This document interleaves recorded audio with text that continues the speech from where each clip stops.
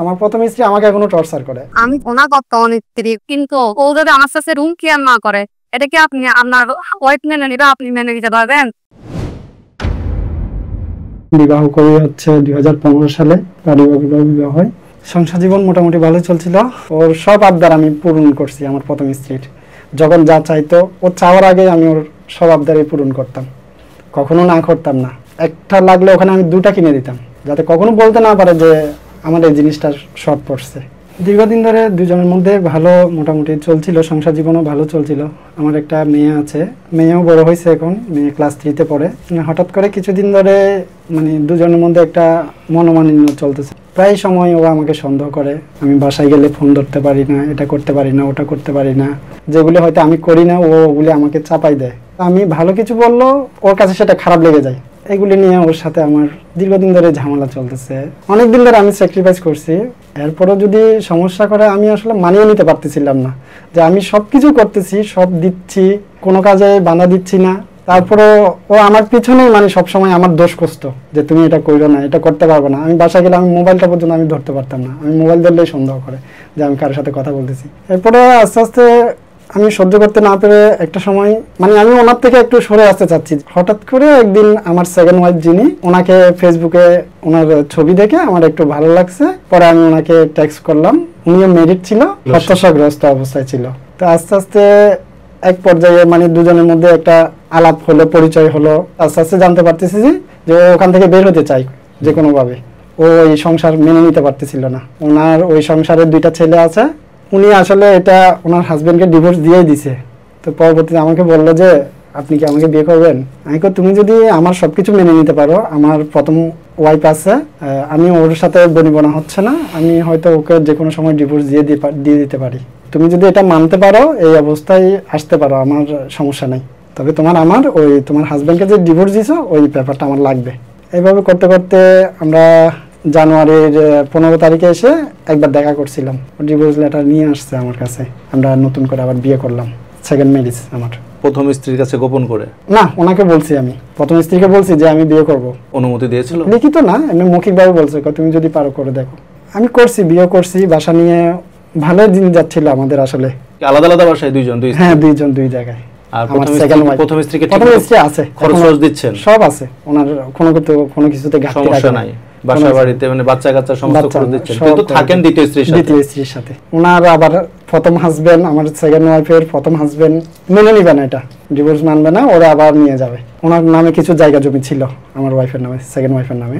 ওই তার হাজবেন্ড তাকে দিয়েছিল। এগুলি নিয়ে কিছু ঝামেলা হচ্ছিল।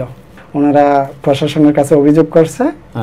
প্রশাসন দিয়ে আমার ফোন ট্র্যাক করছিল, ট্র্যাক করে প্রশাসন আসছে, আমার কাছে আসছিল। পরে ওনারা পাঠিয়ে দিচ্ছে। আমি কই জায়গা সম্পত্তিগুলো ওর নামে, যার জিনিস তাকে দিয়ে দাও, ওগুলির প্রতি আমার কোনো ইন্টারেস্ট নাই। তো ওগুলি দিয়ে দাও, সুযোগ হলে মা বাবাকে বুঝাই, তুমি সব কিছু খুলে বলবা যে আমরা বিয়ে করছি, আমরা তো অন্যায় কিছু করি নাই, আমাদের ডকুমেন্টস আছে। এরপরে ও চলে গেছে। চলে যাওয়ার পরে প্রশাসন পরে ডাকি বলতেছে যে ও তো তোমার সংসার করবে না। ও বলছে সতীনের ঘর করবে না। আমি বলছি এরকম তো আসলে কখনো কথা ছিল না। ও যদি না করতো আগে বলতো আমাকে, আমি তো ওর থেকে লুকাই নাই। যে মহিলা একটা মহিলা কতটা ভালোবাসলে বলতে পারে তার স্বামীকে যে আমার মৃত্যুর পরে আমার গোসলটা তুমি করাবা, সেই মানুষটা কি করে হঠাৎ করে বলতে পারে যে আমি তোমার সংসার করব না? প্রথম স্ত্রীর কাছে গেছেন? বাসায় তেমন যাই না, আমি অফিসের এখানে আলাদা থাকি আর কি।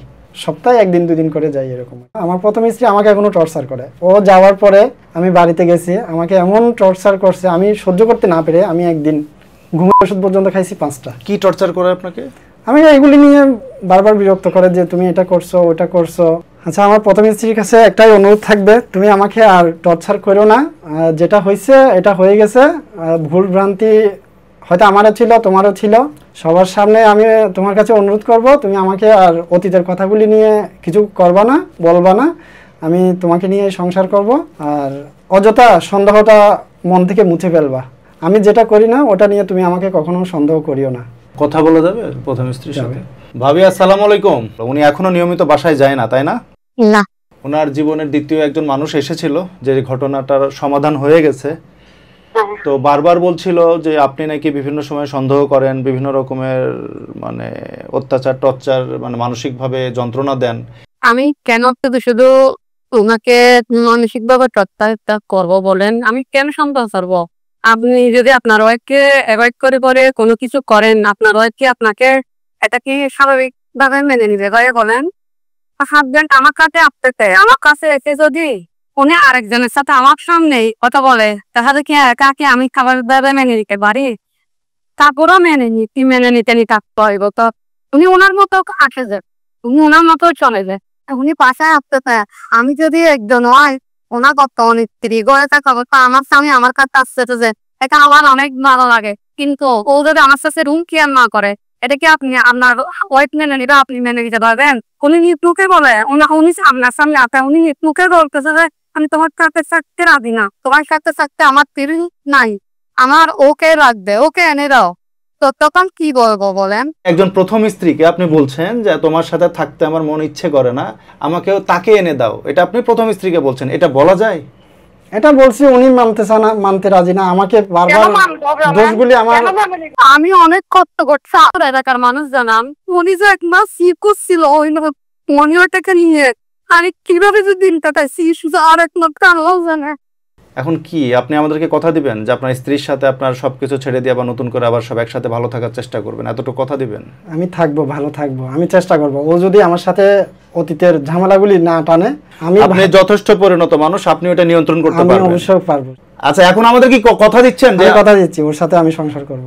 সংসার করবেন এবং আজকের পর থেকে আপনার যে ব্যাচেলর বাসাটা আছে ওটা ছেড়ে দিয়ে আপনার মেয়ে এবং আপনার স্ত্রীকে নিয়ে আপনি ভালো থাকার চেষ্টা করবেন, এটা কথা দেন আমাদের। ইনশাআল্লাহ আমি কথা দিলাম, আমার স্ত্রীকে নিয়ে আমি ভালো থাকবো, ওদেরকে আমি সুখে রাখবো। আমার স্ত্রী যাতে সন্দেহ না করে ওই ধরনের কাজ আর কখনো করব না। আর আম্মুটা কই, আমাদের বাচ্চাটা কই? আসসালামালাইকুম। ওয়ালাইকুম আসসালাম। মা কেমন আছো তুমি? আমি আলহামদুলিল্লাহ ভালো আছি, আপনি কেমন আছেন? এই তো ভালো। শুক্রবারে আব্বু আসে না, আপুর কোনো কাজ থাকে না, শুক্রবারে তাও আসে না আব্বু। বলে যে আমার এখানে অনেক কাজ আছে এরকম বলে। তো তোমার কি ইচ্ছে করে যে আব্বু সবসময় তোমার সাথে থাকবে? হ্যাঁ আব্বু। যে আসসালামু আলাইকুম। ওয়ালাইকুম আসসালাম। মা কেমন আছেন? আছি আলহামদুলিল্লাহ, তুমি ভালো আছো? আলহামদুলিল্লাহ ভালো আছি। এই যে আজকে থেকে তোমার আব্বু বলছে, কথা দিয়েছে আজকে থেকে তোমাদের সাথে থাকবে। ওনার নকশাকে সাথে এগুলো জুয়ে মিশে যাচ্ছে, আমি বারবার ওসাই।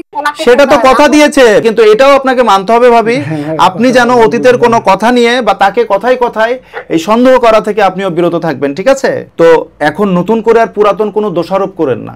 আপনারা ভালো থাকেন, আপনাদের জন্য দোয়া ও শুভকামনা রইল। আসসালামু আলাইকুম।